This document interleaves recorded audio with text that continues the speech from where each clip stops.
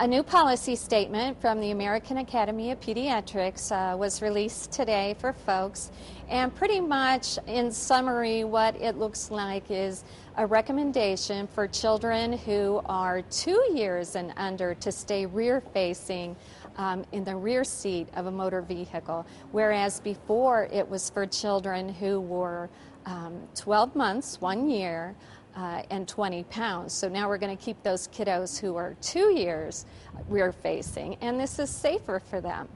It's basically because of their development, because they can't have the... Explain that. That's exactly right. Their development, as children develop, they become stronger, their necks become stronger, but until that time, their neck is very weak. And so when they're rear-facing, their spine is protected by the shell of the car seat. And so they're much safer in that rear-facing position until they're over 2 years of age.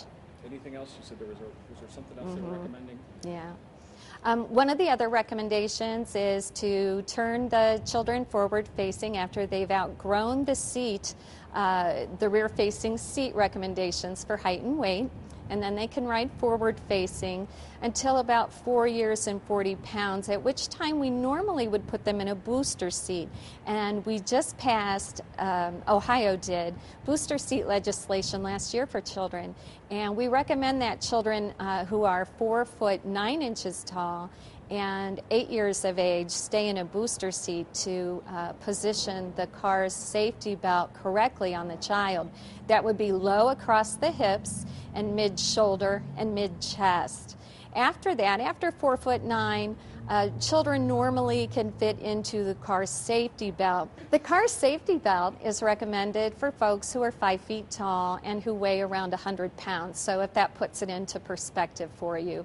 In addition, children who are 13 or younger should ride in the back of a vehicle and not try to sit in the front seat of a car until after that time.